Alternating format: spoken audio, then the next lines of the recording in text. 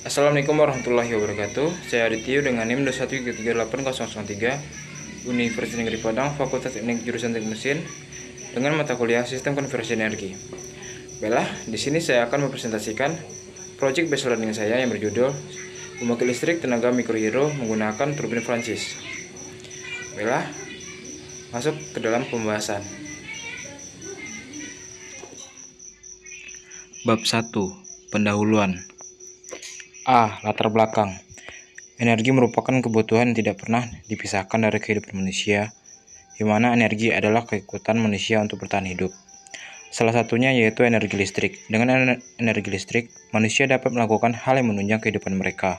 Contohnya adalah penerangan, sumber energi kebutuhan rumah tangga, industri, dan kebutuhan lainnya.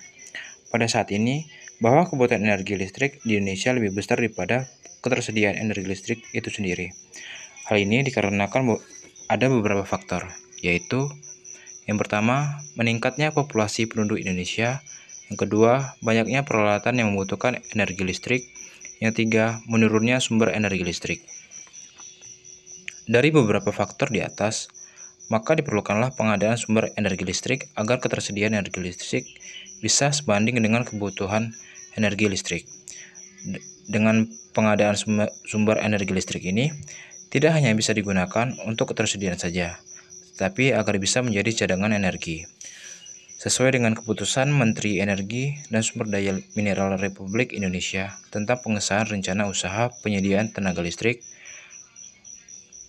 melihat dari kondisi wilayah Indonesia yang mana terdapat banyak perairan, contohnya danau, sungai, waduk, dan lain-lain, maka akan sangat bermanfaat jika kondisi tersebut dimanfaatkan untuk dijadikan sumber penggerak untuk memperoleh energi listrik yang dapat digunakan dalam skala kecil maupun skala besar.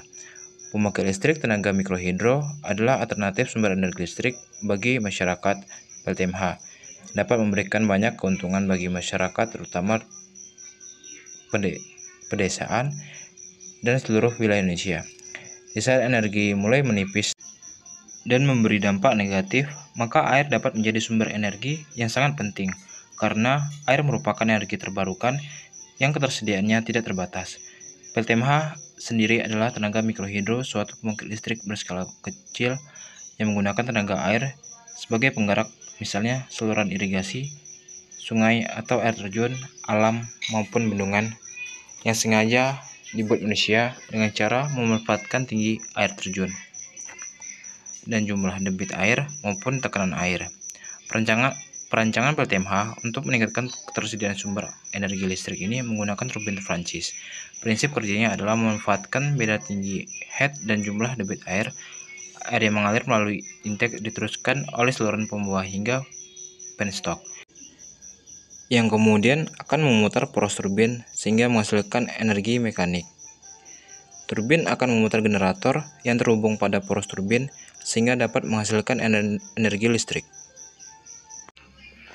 Bab 2. Pembahasan. A. Komponen dan bagian PLTMH. Yang pertama yaitu bangunan pemasok air. Bangunan pemasok air pada PLTMH adalah bangunan terjun atau saluran irigasi yang memiliki potensi air yang tinggi. Yang kedua, bak penenang. Bak penenang berfungsi menampung aliran air dari saluran irigasi sebagai cadangan kekurangan debit air yang akan digunakan, yang kemudian dialirkan melalui pipa pesat. Yang ketiga, pipa pesat.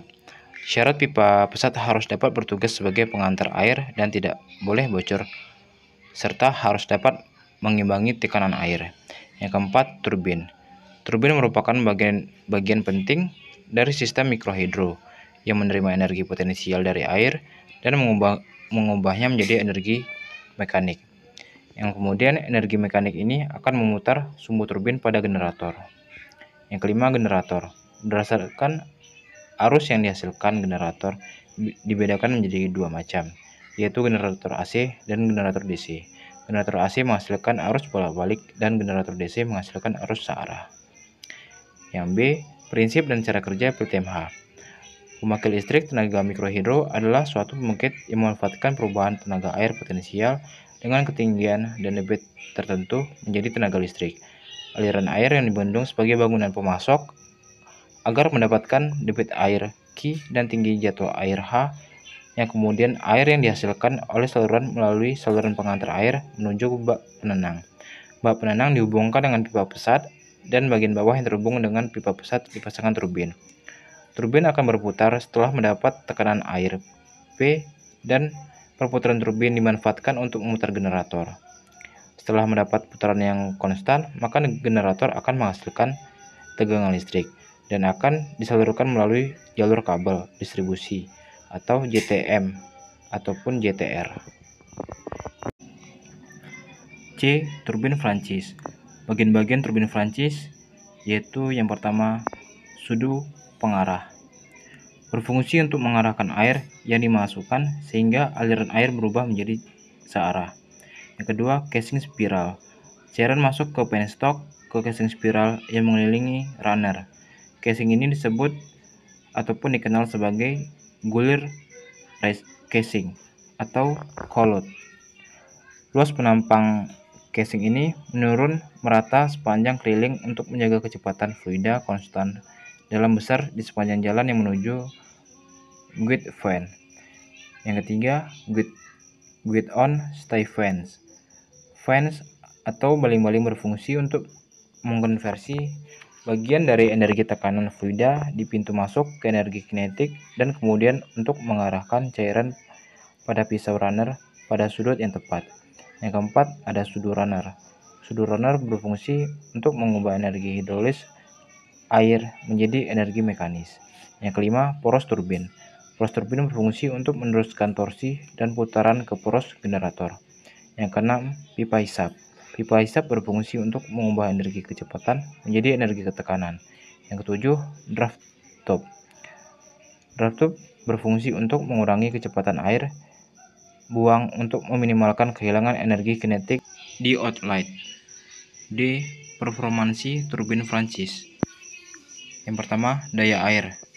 Daya air dapat menggunakan persamaan WHP sama dengan P kali G kali H kali dengan Q, di mana WHP yaitu daya hidrolis air dengan satuan watt, P massa jenis air dengan satuan kilogram meter kubik, dan G percepatan gravitasi dengan satuan meter per sekon kuadrat, Q laju aliran massa dengan satuan meter kubik per sekon, H tinggi jatuh air dengan satuan meter.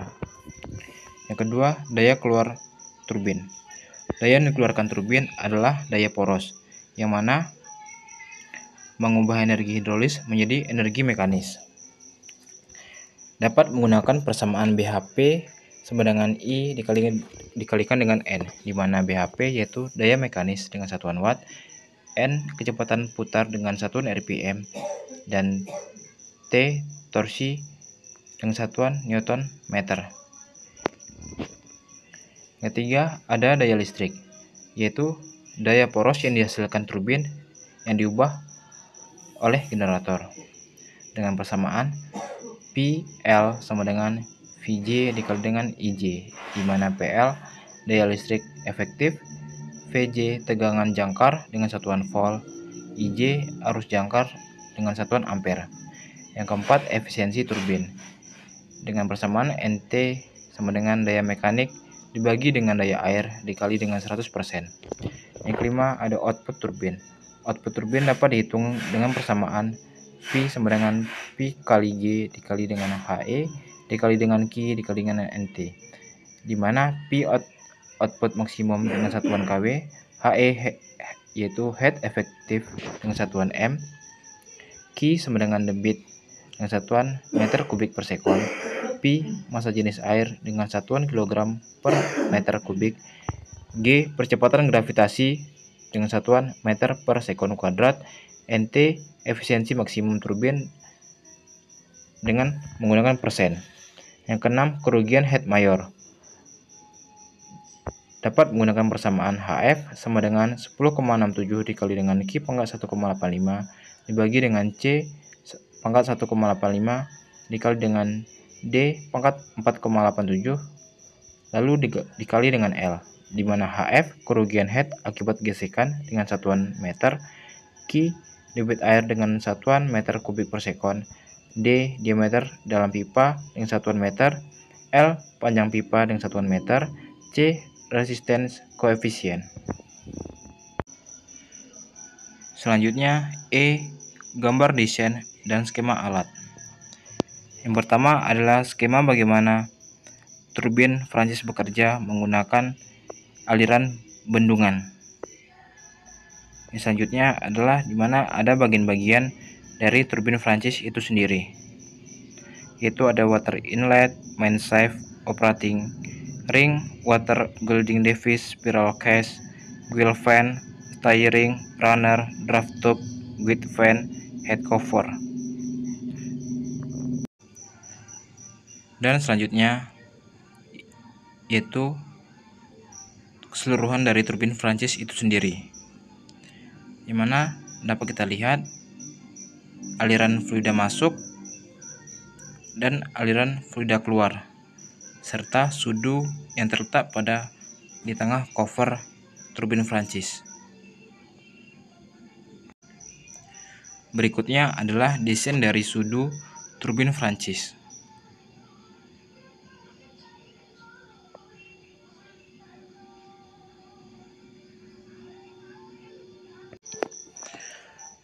F. Solusi peningkatan performa dan efisiensi. Yang pertama yaitu perbaikan desain sudu turbin. Penyempurnaan desain turbin termasuk sudunya untuk memperbaiki efisiensi turbin. Contohnya menggunakan bentuk sudu yang lebih aerodinamis dan meminimalkan turbulensi. Yang kedua, peningkatan material pembuatan sudu turbin. Dengan menggunakan material yang lebih ringan dan tahan korosi, dapat meningkatkan daya tahan dan performa turbin. Yang ketiga, peningkatan sistem pengaturan kecepatan. Sistem pengaturan kecepatan yang lebih canggih seperti sistem pengaturan otomatis dapat meningkatkan efisiensi turbin dengan mengoptimalkan pengaturan kecepatan. Yang keempat, peningkatan efisiensi konversi energi. Penggunaan teknologi modern dalam konversi energi seperti generator dan elektronik penguatan daya atau power elektronik bisa membantu meningkatkan efisiensi konversi energi secara signifikan. Dengan begitu, akan mendukung performa turbin Prancis dan menghasilkan output yang lebih besar. Yang kelima, perawatan. Turbin Prancis tentunya harus dirawat secara rutin untuk mempertahankan performa dan efisiensi, seperti menjaga kebersihan aliran fluida, mengganti bahan, memastikan komponen turbin tidak mengalami kerusakan.